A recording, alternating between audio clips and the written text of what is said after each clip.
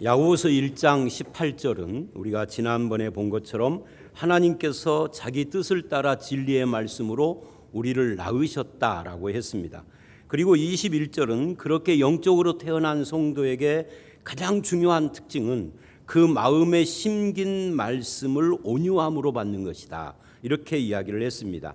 이 사람은 또 다른 특징이 있는데 말씀을 듣기만 하지 않고 행하여 열매를 맺는데 그 열매가 정결하고 더러움이 없는 참된 경건, 즉 참된 신앙생활을 하는 것이다 라고 했습니다. 이 참된 경건은 세 가지였죠. 19, 20절과 26절에는 혀를 제갈 물리고 말하기와 성내기를 더디하는 것이 첫 번째고, 27절은 긍휼을 베푸는 것이 두 번째고, 마지막으로 자기를 지켜 세속에 물들지 않는 것이다, 이렇게 말을 했습니다. 도표를 보여드리면 이어서 야고보서 2장 1절로 13절은 이 세 가지 중에서 첫 번째, 사람을 외모로 대하지 않는 이 긍휼의 문제를 다루고 있습니다. 그래서 이 13절까지의 말씀을 두 번에 걸쳐서 나누어서 볼 건데요, 오늘 1절로 7절은 성도는 누구냐 하는 것을 다루고 있어요. 그리고 8절로 13절은 세 가지의 결론을 맺고 있는 거죠. 많은 선교학자들은 이런 말을 합니다. 복음적인 공동체가 없다면 복음 전도의 효과도 없다. 그러니까 전도를 아무리 해도 교회 공동체가 제대로 서 있지 않으면 의미가 없다, 그런 이야기죠. 그래서 효과적인 선교는 복음을 가시적으로 보여주는 복음적인 공동체, 교회를 세우는 것이다. 그래서 이제 23년 동안 우리 교회에서 제가 지금 목회를 하고 있는 중인데 23년을 지내보면은요, 새로 등록 온 사람 어떻게 오셨습니까 하고 물어보면 전도지를 보고 왔어요, 교회 주보를 보고 왔어요 한 사람 한 명밖에 없었어요. 나머지는 다 이 교회 좋다고 소문나서 왔어요. 누군가가 이렇게 말해 주어서 왔어요. 이 교회에 대해서 자기는 안 오지만 가보라고 해서 왔어요. 말하자면 입소문으로 왔다, 그 말이에요. 그러면 좋은 교회가 무엇이냐가 중요한 것이죠. 본문은 바로 그 좋은 교회가 무엇이냐를 말할 때 이렇게 말을 합니다. 사람 차별이 없는 교회다고. 그래서 많은 성도들이 이런 문제에 고통을 느끼고 교회를 떠나기도 하고 심지어 돈이 있어야 교회 다녀라는 막말까지 하는 겁니다. 그래서 야고보는 흩어진 12지파, 즉 고난받는 초대교회 성도들 사이에도 이런 차별이 이미 존재하고 있다라는 이야기를 하고 있는 겁니다. 우리는 초대교회로 돌아가자 하지만 사실은 초대교회에도 완벽하지 않아요. 차별이 있었다는 거예요. 먼저 그래서 2절로 4절을 보시겠습니다. 교회 안에서 일어날 수 있는 상황을 말을 합니다. 읽어봅니다. 시작. 만일 너희 회당에 금가락지를 끼고 아름다운 옷을 입은 사람이 들어오고 또 남루한 옷을 입은 가난한 사람이 들어올 때 너희가 아름다운 옷을 입은 자를 눈여겨보고 말하되 여기 좋은 자리에 앉으소서 하고 또 가난한 자에게 말하되 너는 거기 서 있든지 내 발등상 아래 앉으라 하면 너희끼리 서로 차별하며 악한 생각으로 판단하는 자가 되는 것이 아니냐. 우리는 하나님은 사람을 차별하지 않는다, 외모로. 이거 다 알고 있습니다. 예를 들면 구약의 예 이거예요. 구약에서 구원을 이야기할 때 항상 등장하는 것이 출애굽이고 유월절이에요. 근데 유월절, 장자의 죽음으로 애굽을 치실 때 죽음의 사자가 어떤 집을 넘어갑니다. 패스오버. 제가 이 패스오버를 막 어떤 분들이 우리 딸이 말하는데 목사님 발음이 콩글리시라고 뭐 어쩔 수 없어요. 우리는 그렇게 배워서 우리는 패스오바 이렇게 배웠어요. 그래도 오버라고 한 건 좀 나아진 거예요.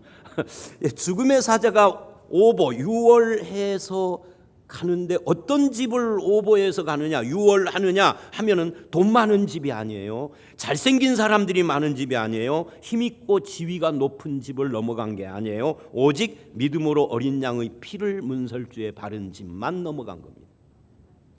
구약에서도 그걸 말을 해요. 신약으로 오면 사도 바울이 갈라디아서 3장 26절로 28절에 이렇게 말을 합니다. 읽어봅니다. 시작. 너희가 다 믿음으로 말미암아 그리스도 예수 안에서 하나님의 아들이 되었으니 누구든지 이 누구든지가 포인트예요. 누구든지 예수 믿으면 어떤 사람이라는 거예요. 그 다음 읽습니다. 시작. 그리스도와 합하기 위하여 세례를 받은 자는 그리스도로 옷 입었느니라. 너희는 유대인이나 헬라인이나 종이나 자유인이나 남자나 여자나 다 그리스도 예수 안에서 뭐다? 하나다. 이게 뭐예요? 이게 교회예요. 누구든지 예수로 옷 입고 다 하나다. 옷 색깔이 똑같다 그 말이에요. 여기 지금 울긋불긋하지만 예수의 옷은 똑같다. 실제로 주님은 12제자를 부를 때 돈 많은 사람 부르거나 힘 있는 사람 부르거나 많이 배운 사람을 부른 게 아니라 이들은 다 갈릴리 사람이에요. 못 배운 초등학교만 나온, 저들은 완전 무식자는 아닙니다. 유대인들은 그때 이미 초등교육이 국민교육으로 정착되어 있기 때문에. 그런데 초등학교 이상은 안 한 거예요.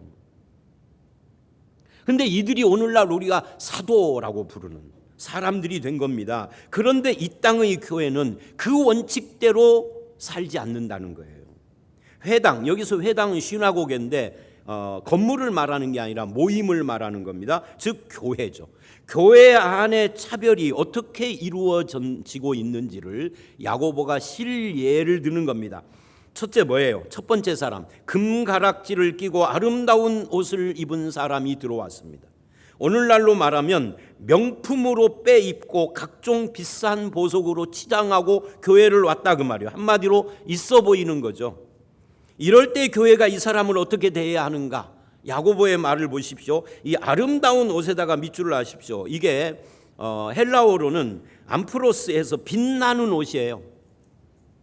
번쩍이는 명품 빛나는 옷으로 치장하고 온 사람들이 다 주목하고 눈여겨보며 어떤 사람은 이렇게 말을 해요. 여기 좋은 자리에 앉으소서. 이 좋은 자리에다 또 밑줄을 하십시오. 이게 공동번역은 윗자리입니다. 상석에 앉으십시오.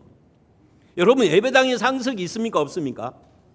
80년대까지는요 우리 가정에 아랫목이라는 게 있었어요. 왜? 그때는 아궁이에다가 부를 때니까. 근데 80년대 이후, 90년대 이후에는 아궁이로 불 때는 집은 영업집이나 뭐 특별한 집 말고는 없습니다.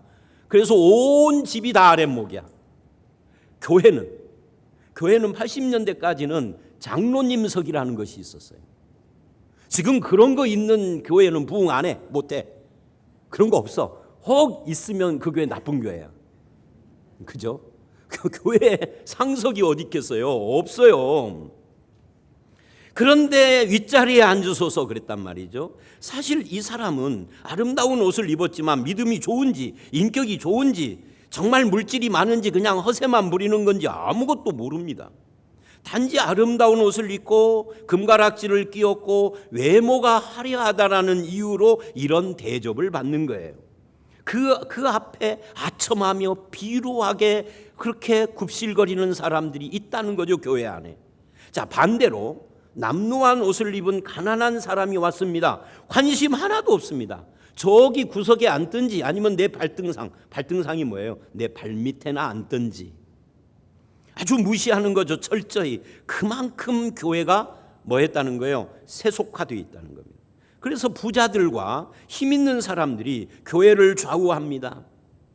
국회의원, 우리나라 국회의원의 3분의 1이 개신교인이랍니다. 그들의 직함을 보면 다 최하가 안수 집사야, 장로. 그 하는 짓을 보면 똥통들이야. 그러니까 이런 사람들이 교회 안에서 힘이 있으니까 한 10년만 다니면 장로도 되고 권사도 되는 거예요. 그들이 교회를 좌우하고 중간층들은 그들에게 아부하고 가난한 자들은 완전히 찌그러지고. 만약 이 부자가 정말 믿음 있는 사람은 적어도 예배당에 올 때는 명품으로 치장하고 오지 않아야죠. 그래서 야고보서 1장 10절 11절은 부자들의 시험을 이야기를 하면서 그 대책을 이렇게 말을 합니다. 부한 자는 자기의 낮아짐을 자랑하라. 이 낮아짐을 자랑하라가 이 장식으로 바꿔보면은 명품 빼고 옷도 수수하게 입고 좀 와라 그 말이에요. 예배당에 오면서 명품으로 휘감고 위화감을 조성하는 그런 신앙의 인격이라면 이 사람은 더 볼 것이 없는 사람이다 그 말이에요. 그러나 여러분, 교회는 누가 귀중한 사람이고 귀한 사람이에요? 믿음 있는 사람이 가장 귀한 사람인 겁니다. 이게 교회인 겁니다. 많이 배웠다는 것이 믿음이 좋거나 인격이 훌륭하다는 이야기는 아니에요. 돈이 많다는 것이 그 사람이 교회가 어려울 때 헌신할 사람이라는 의미도 아니에요. 그런데도 교회가 이런 차별을 하고 있다는 겁니다. 왜요? 아름다운 옷을 입은 사람이 아직 교회에 기여한 것 아무것도 없는데 왜 이런 태도를 보일까? 남루한 옷을 입은 사람이 어떤 사람인지 아직 다 그 정체가 밝혀지지 않았는데 왜 이런 태도를 취할까? 이것이 타락한 인간들이 만든 교회의 연약함인 거죠. 우리 교회라고 예외는 없어요. 여러분, 우리 안에 있는 이 잘못된 환상을 지워야 합니다. 외모는 믿음과 아무 상관이 없습니다. 오히려 믿음이 좋다면 명품으로 치장하고 교회를 휘젓는 이런 행동은 안 하는 겁니다. 많이 배운 사람이 나 많이 배웠어를 자랑하면 그 사람은 미숙하다는 이야기예요. 돈 많은 사람이 돈 자랑하고 권세를 부린다면 그는 믿음이 없다는 의미예요. 부자인 것과 믿음 좋은 것은 전혀 다른 문제입니다. 그러므로 이런 권력에 기생하는 사람이나 돈 많은 사람에게 기대어서 교회 부흥을 이루어 보려고 하는 목사가 있다면 그 목사는 가짜일 겁니다.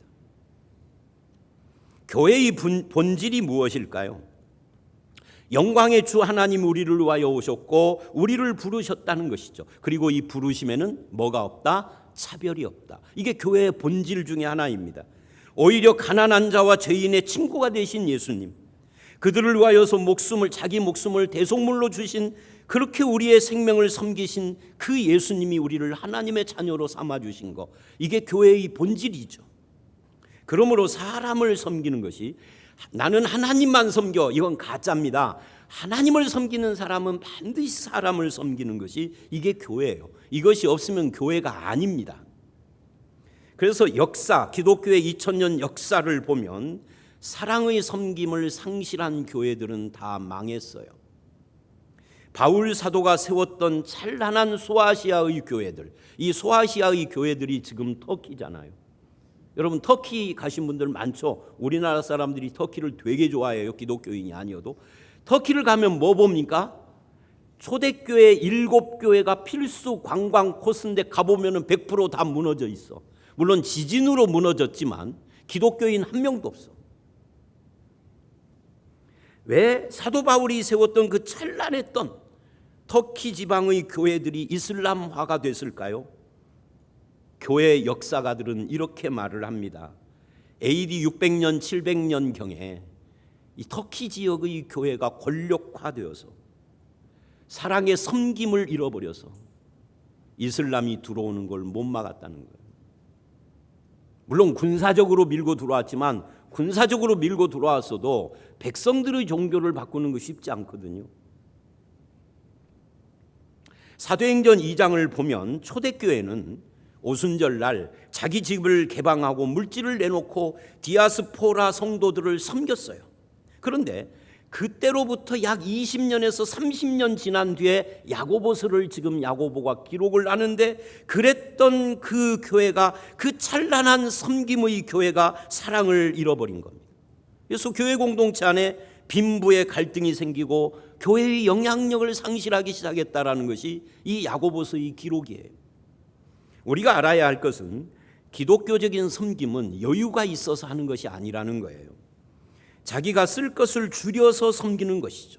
예를 들면 사도행전 11장 28절을 보면 이렇게 이야기를 합니다. 읽어봅니다. 시작. 그 중에 아가보라 하는 한 사람이 일어나 성령으로 말하되 천하에 큰 흉년이 들리라 하더니 글라우디오 때에 그렇게 되니라. 글라우디오 황제 때 그렇게 됐다는 거예요. 근데 놀라운 것은 그 다음 29절 30절입니다. 읽어봅니다. 시작. 제자들이 각각 그 힘대로 유대에 사는 형제들에게 부조를 보내기로 작정하고 이를 실행하여 보내니라. 안디옥 교회도 지금 안디옥 교회 이야기거든요. 흉년이 들어서 어려워요. 왜? 역사 자료에 의하면 이때 글라우디오 때 로마 전역이 흉년이 들어가지고서 다들 어렵게 살았어요. 그런데 예루살렘 교회가 더 심각한 흉년으로 어렵다고 하는 소리를 들으니까 구제연금을 했어요. 자기들도 어려운데. 그래서 그걸 실행하여 보냈는데, 제가 점점점 해놨잖아요. 그 사이에 긴데 그 내용이 뭐냐면 바울을 보냈다 그 말이에요. 우리가 이런 공동체를 세워가야 하지 않겠습니까? 요한복음 13장 35절을 보면 이렇게 말을 합니다. 읽어봅니다. 너희가 서로 사랑하면 이로써 모든 사람이 너희가 내 제자인 줄 알리라. 모든 성도가 그리스도의 제자가 되는 교회, 우리 교회가 그런 교회가 되어야 합니다. 그래서 흉년이 든 세상에 이 가뭄에 시달리는 영혼에게 실제의 돈 가뭄을 말하는 것이 아니라 영혼의 가뭄을 맞은 영혼들에게 생수 같은 복음을 부어주는 그런 교회가 되어야 하지 않겠느냐 하는 거죠. 그러려면 어떻게 해야 되느냐 하는 거예요. 그게 오늘 본문의 사실은 핵심입니다. 왜 우리는 사람을 외모로 취급하면 안 되는 것일까 하는 것이죠. 먼저 1절이 그 첫 번째 해답입니다. 한번 읽어봅니다. 시작. 내 형제들아, 영광의 주 곧 우리 주 예수 그리스도에 대한 믿음을 너희가 가졌으니 사람을 차별하여 대하지 말라. 사람을 차별하면 안 되는 이유 첫 번째가 뭐냐? 영광의 주 우리 주 예수 그리스도를 믿는 믿음의 사람들이기 때문이다. 근데 여기에 영광의 주 우리 주 예수 그리스도, 여기다 밑줄을 하시고 이렇게 써놓으십시오. 이게 주라는 말이 두 번 번역이 돼 있는데 원문은 주라는 말이 하나예요. 한 번이에요. 그래서 다시 말한다면 이게 주가 영광을 수식하니까, 영광이 예수님을 수식하니까 영광의 주 예수 그리스도, 이게 원문이에요. 그러니까 우리는 영광의 주 예수를 믿는다. 근데 믿음이라는 말이 뭐냐? 믿음이라는 말은 연합이에요. 하나되며 예수 그리스도와, 즉 영광의 주 예수와 나는 하나된 믿음을 가진 사람이다. 그분이 나고 내가 그분이다. 이것이 오늘 본문의 가장 큰 특징이고 오늘 본문의 핵심입니다. 그러면서 이렇게 말을 합니다. 2절에 아름다운 옷, 그 2절에 아름다운 옷이라는 이 말은, 아름다운 옷을 입고 회당에 온 사람이라 할 때 아름다운 옷은 빛나는 옷이라는 말이에요. 암프로스. 이 말과 영광의 주가 서로 대비를 이룹니다. 우리가 예수 그리스도를 믿는 사람이라면 아름다운 옷으로, 빛나는 옷으로 나를 치장한 것이 아니라 영광의 주와 하나된 옷으로 자기를 단장했다. 이것 지금 말하는 것이죠. 그래서 예수라는 아름다운 옷을 입은 사람들이 그리스도인이다. 마치 부부가 결혼하면 남편과 아내가 모든 면에서 하나가 되는 것처럼. 제가 참 희한한 것이 이거예요. 국민들은 윤석열 씨를 대통령으로 찍어서 윤석열 대통령이에요. 뭐 내가 찍었든 안 찍었든 5년간은 인정을 해야 되죠. 그런데 왜 김건희 씨는 내가 안 찍었는데 맨날 같이 다니죠? 왜냐하면 부부니까. 부부가 되는 순간, 일심동체 되는 순간 남편의 학력이 아내의 학력이요, 남편의 지위가 아내의 지위요, 남편의 영광이 아내의 영광이요, 반대로 아내의 영광이 남편의 영광이 되는 거예요. 그런 것처럼 우리가 예수를 영광의 주로 믿는다는 것은 예수를 믿는 그 순간 철저하게 예수가 하나가 돼서 나도 영광의 주 안에 있는 영광스러운 존재, 옷은 남루하게 입었는지 몰라도 나는 가장 아름다운 빛나는 옷을 입은 자가 된 것이다. 그러니 다른 뭐 명품으로 뭐 프랑스제, 이탈리아제 무슨 뭐를 백을 들고 왔어도 내 눈에는 시원찮게 중앙시장 3만 원짜리로 보이는 거예요. 왜? 나는 더 빛나는 아름다운 옷, 영광의 주를 입었기 때문에. 이게 신자라는 이야기입니다. 이것이 땅에 떨어지면 별 볼 일 없는 존재예요. 그거. 그 고백을 하는 것이 믿음입니다. 그런 믿음을 가진 사람은 교회 안에서 사람을 겉모습으로만 보던 눈이 바뀌어서 사람 보는 눈, 즉 가치관이 변하는 거죠. 광주에 사는 초등학교 여동창들이 몇 명 있는데 그 중에 한 친구는 대학에서 교수도 하고 뭐 글도 쓰고 하는 친구예요. 근데 몇 년 전에 저한테 뜬금없이 어떤 글을 좀 보내주었어요. 읽어봤더니 이런 글입니다.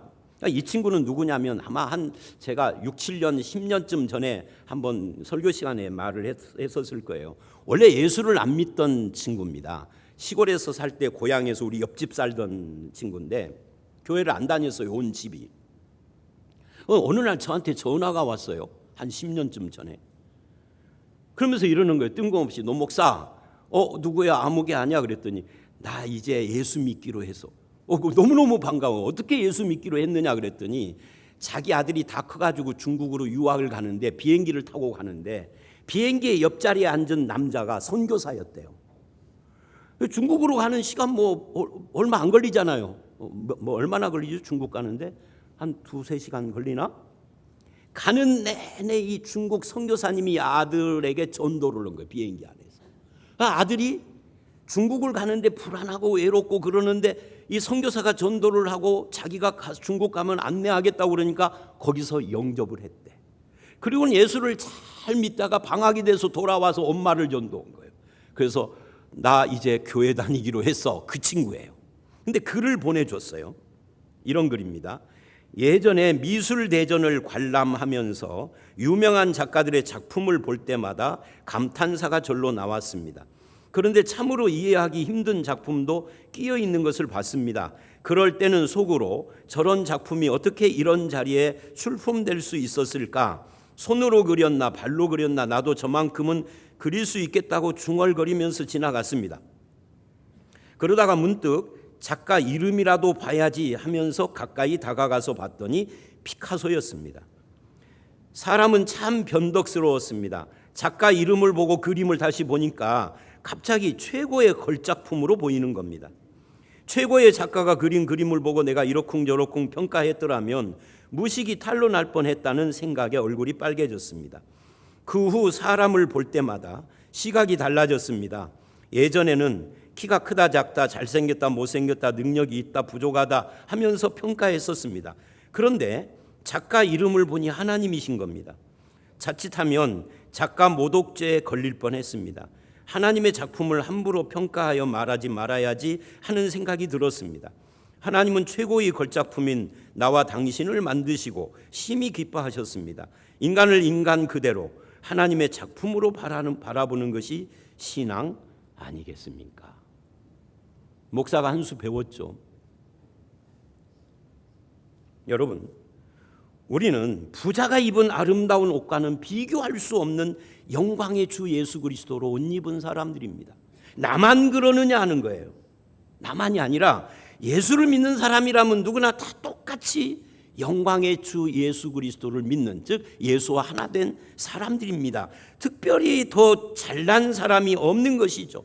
아름다우면 지가 얼마나 아름다우며 늙으면 목에 주름부터 생기더만 부하면 지가 얼마나 부하고 높으면 얼마나 높겠습니까?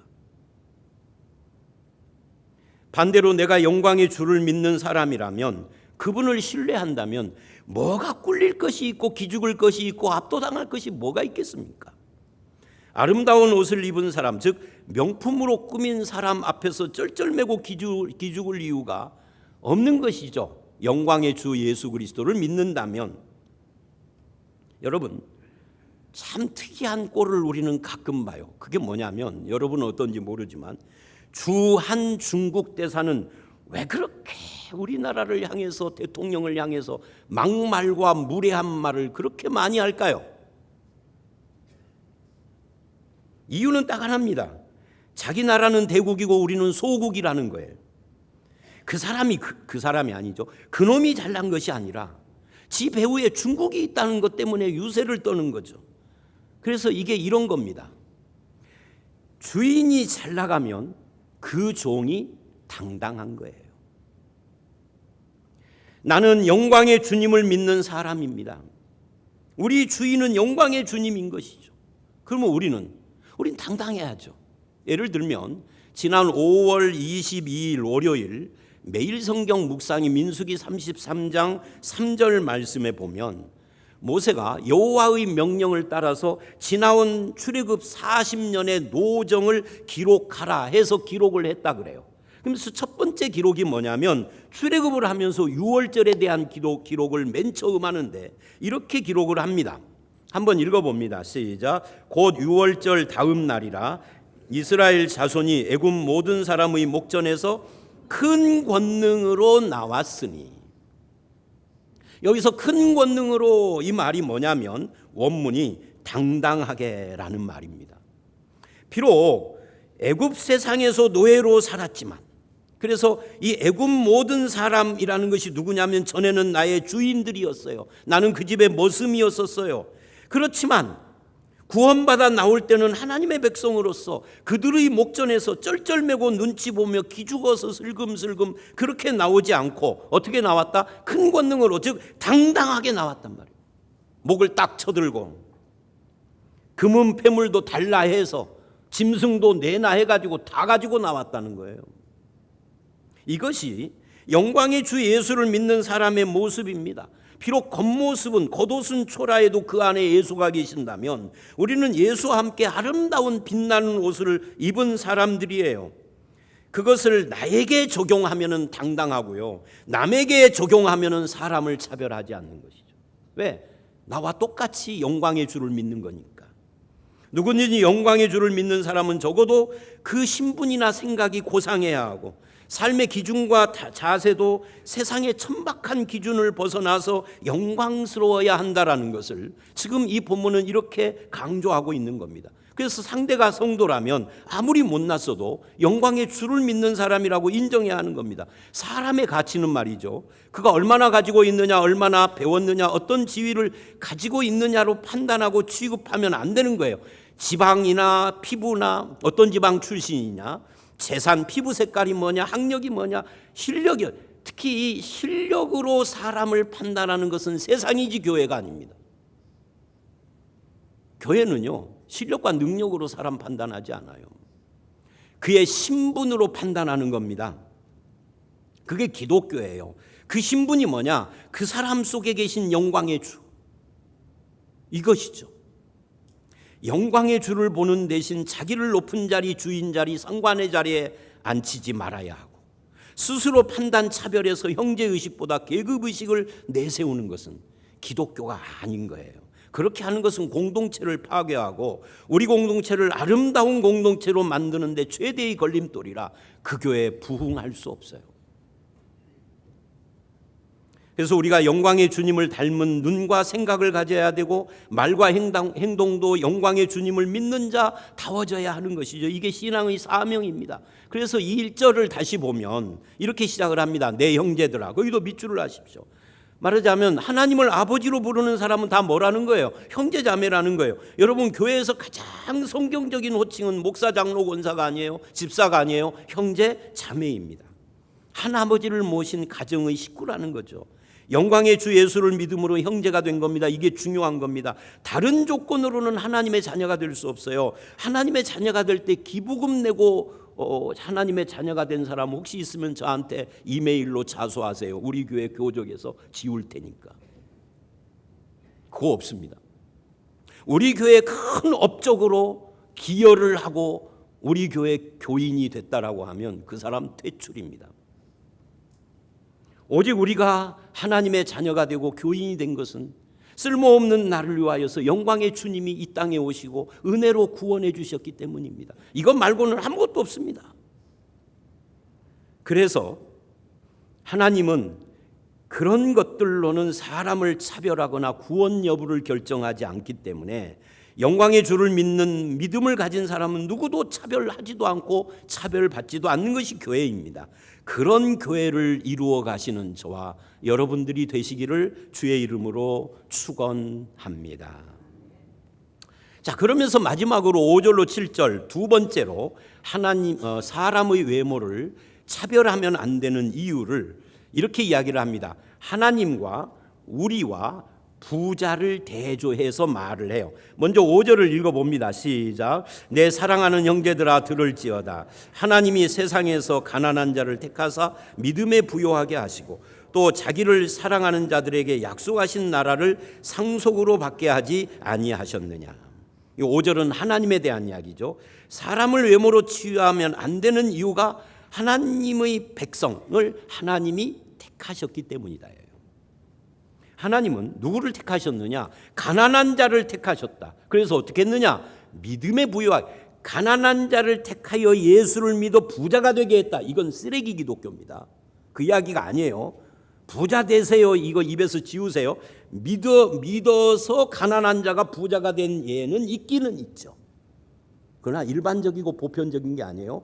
가난한 자를 택하여서 뭐를 했느냐면 물질의 부자가 된 게 아니라 뭐의 부자? 믿음에 부여하게 했다는 거예요. 이거 잊어버리면 안 됩니다. 그래서 하나님 나라는 가난한 사람들의 나라예요. 우리가 볼 때 별 볼 일 없는 그저 그런 사람으로 보이지만 하나님은 그런 사람을 택하여서 믿음에 부욕해 했다. 왜? 사실은 부자보다 가난한 자가 믿음을 갖기가 더 쉬워요. 세계 복음화의 역사나 성경의 역사를 보면 부자보다 가난한 자가 훨씬 더 민감해요. 이 믿음에 잘 받아들여요. 가난한 자가 부자보다 도덕적으로 더 낫다가 아닙니다. 그런 이야기가 아닙니다. 부자는 악하고 가난한 자는 선하다, 이 이야기도 아닙니다. 그거는 사회주의적 이야기예요. 다만 가난하고 힘없는 사람들은 부자보다 더 하나님을 의지하는 마음이 크다는 이야기예요. 하나님의 은혜의 마음이 열릴 가능성이 더 높다는 이야기예요. 그래서 그런 사람들이 더 빨리 예수를 믿는다는 이야기예요. 그런데 세상 욕심으로 가득 차서 돈 벌어 누릴 생각만 하는 사람은 하나님이 믿음의 문을 잘 열어주지 않으세요. 돈과 권력과 힘과 학벌을 믿기 때문에 마음이 열리지 않는 축복은 그건 더 이상 축복이 아닌 겁니다. 그래서 이 본문을 다시 보시면 5절을 가난한 자 이꼴 자기를 사랑하는 자라고 그래요. 이 자기가 누구예요? 하나님입니다. 가난한 자는 누구냐? 그냥 돈 없는 사람이 아니라 하나님을 사랑하는 자를 말하는 거예요. 하나님은 그들에게 뭐를 줬다고요? 약속하신 나라를 상속받게 했다 그래요. 하나님은 일부러 세상에서 천대받고 가난하고 차별받는 사람을 택해서 당신의 주권적 은혜를 선포하시는 겁니다. 그래서 세상에서 가난한 자가 반드시 하나님 앞에서 가난한 건 아니에요. 우리 기준이 잘못된 거죠.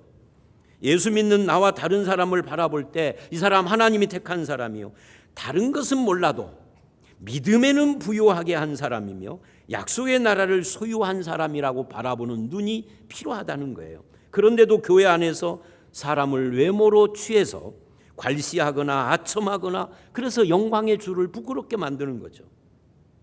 자, 그래서 6절을 보십니다. 이제 너희 이야기입니다. 시작. 너희는 도리어 가난한 자를 업신여겼도다. 부자는 너희를 억압하며 법정으로 끌고 가지 아니하느냐. 그들은 너희에게 대하여 일컫는 바 그 아름다운 이름을 비하. 여기서요, 뭐 너희도 부자도 중요하지만 제일 중요한 것은 아름다운 이름입니다.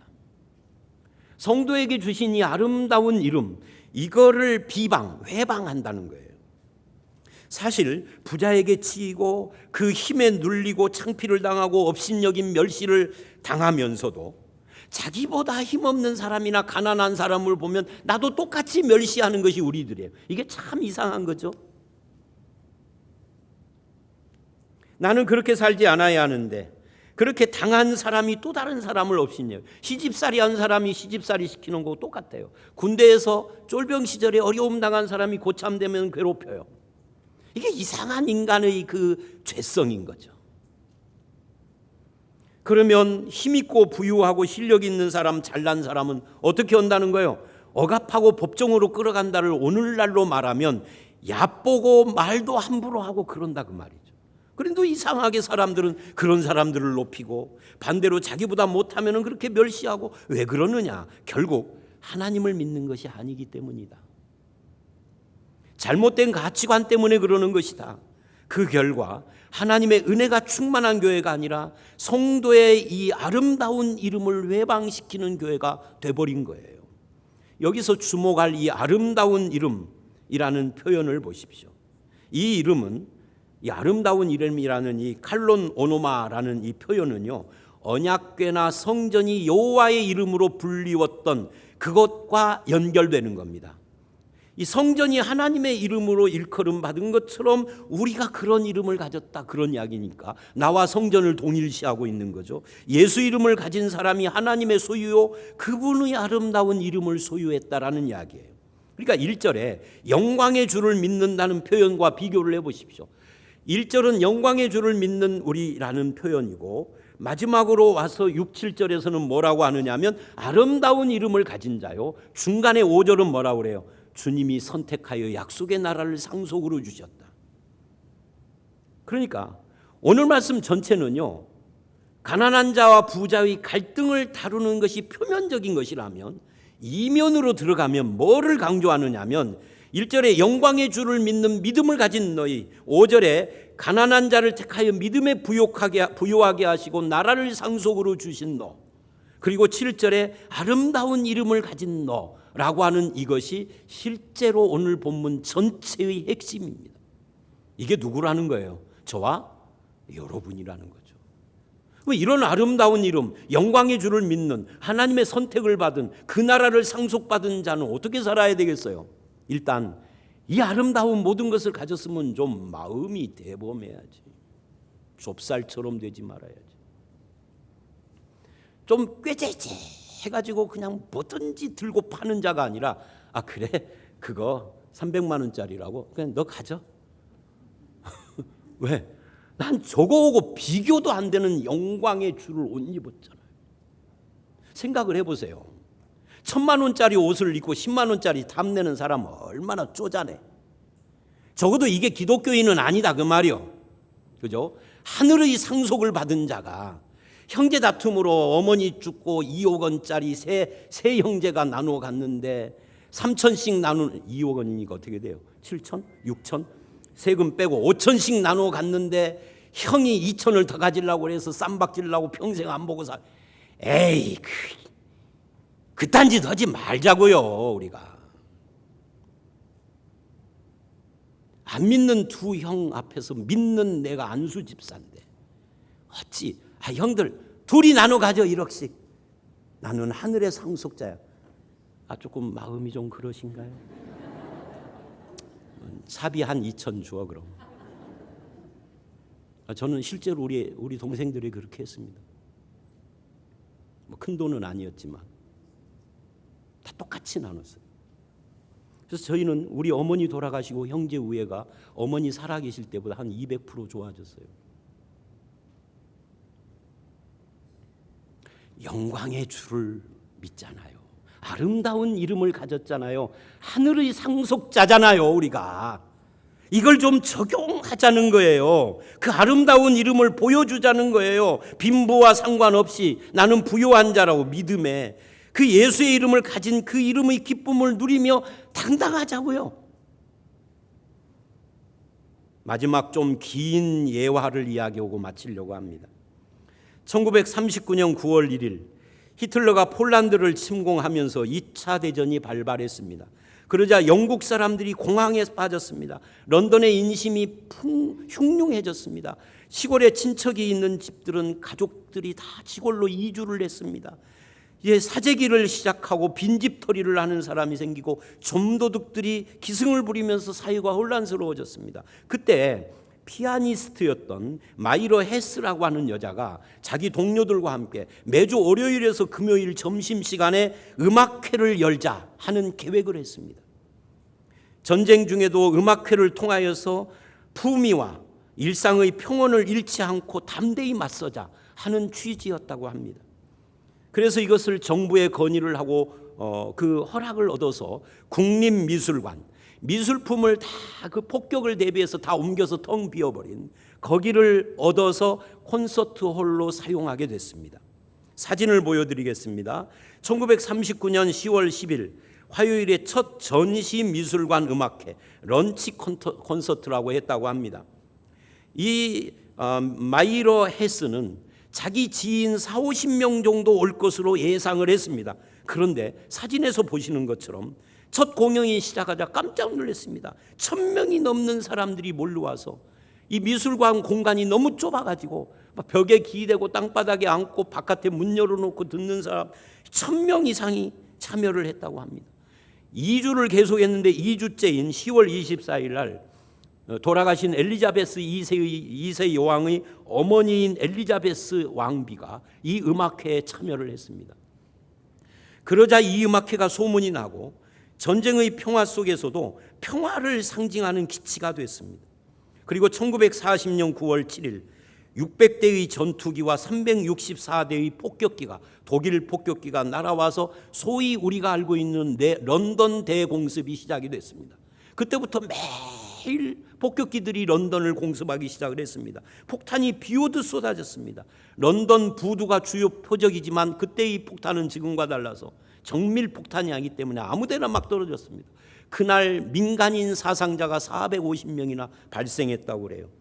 국립미술관은 런던 중심부 트라팔라 광장에 인접해 있었기 때문에 폭격에 맞을 확률이 높았지만 연주회는 계속했답니다. 음악회가 열리던 이 미술관은 9차례 폭격을 맞았습니다. 폭파되지 않은 1,000파운드의 폭탄이 떨어져서 박혔는데 이것을 군 폭발물 처리팀이 와서 제거 작업을 하는 동안에도 옆방에서 연주회는 했다고 합니다. 엄청난 이야기죠. 우리나라 같으면 상상이 안 돼요. 1940년 10월 23일 연주회가 진행되는 중에 미술관이 폭탄에 맞은 적도 있었습니다. 미술관이 폭발로 진동을 하며 건물 일부가 주저앉았는데도 약간의 소란만 있었지 자리를 뜬 관객이 아무도 없었다고 합니다. 전쟁 기간 내내 6년간 단 한 주도 거르지 않고 월요일부터 금요일까지 연주회를 계속했습니다. 그래서 6년 반 동안 무려 1698회의 공연이 이어졌고 공연장을 찾은 사람의 수가 82만 4,152명이었다고 합니다. 폭탄이 비오듯 쏟아지는 가운데 사람들은 방공호가 아닌 이 공연장으로 몰려든 이유가 뭘까요? 왜냐하면 거기서 평화와 위로를 받았기 때문입니다. 음악회 첫날 이 마이러 헤스는 마지막 순서로 무대에 올랐습니다. 그리고는 요한 세바스찬 바흐가 만든 그 가장 유명한 칸타타 중에 내 마음과 나의 입술의 말과 나의 행동과 삶으로 라고 하는 곡, 마지막 곡을 연주를 했습니다. 여러분 이 제목을 보면 벌써 시편 생각 나오죠. 마지막 합창곡인 예수는 영원한 나의 기쁨을 자기의 피아노 곡으로 편곡을 해서 예수 Joy of Man's Desiring이라는 말은 이게 바라는, 원하는, 욕망 이런 겁니다. 그러니까 예수 인간이 바라는 기쁨이라는 제목의 곡을 연주하기 시작을 했습니다. 그런데 여러분 여기서 핵심은 이겁니다. 이 곡의 최초의 작곡가인 요한 세바스찬 바하는 독일 사람이라는 거예요. 독일 폭격기가 폭탄을 퍼붓는데 런던 시민을 위로하는 독일 작곡가 바흐의 예수 인간이 바라는 기쁨 상상을 한번 해보십시오. 옆에서 폭탄이 터지는 중에도 우리의 기쁨은 예수라는 고백을 하고 있다는 것이 놀랍지 않습니까? 여러분 우리는 오늘 본문처럼 영광의 주 예수 그리스도를 믿는 사람이라는 것을 잊지 마셔야 합니다.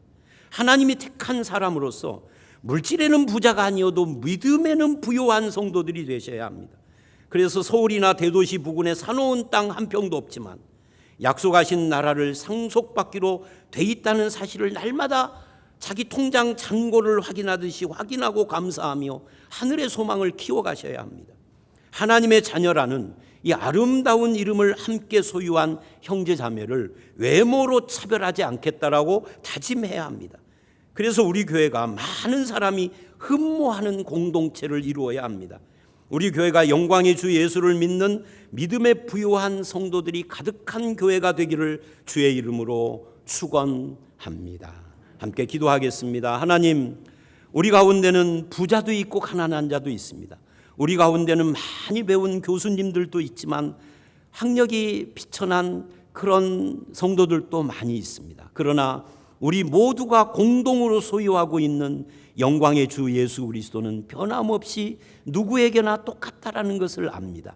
이제는 이것이 나의 지식이 아니라 고백이 되게 하시고 삶이 되게 하시고 나의 눈 가치관을 바꾸게 하시고 그래서 영광의 주 예수를 믿는 믿음에 부유한 성도들이 가득한 교회가 되게 하여 주시옵소서. 물질에 부유한 자가 아니지만 믿음에는 부유하게 하시고 이 땅에 한 평도 땅이 없어도 하나님 나라의 상속자라는 자부심을 가지고 우리의 삶을 당당하게 믿음으로 살아가는 그런 교회와 성도가 되게 하여 주시옵소서. 예수님 이름으로 기도드려 싸움나이다. 아멘.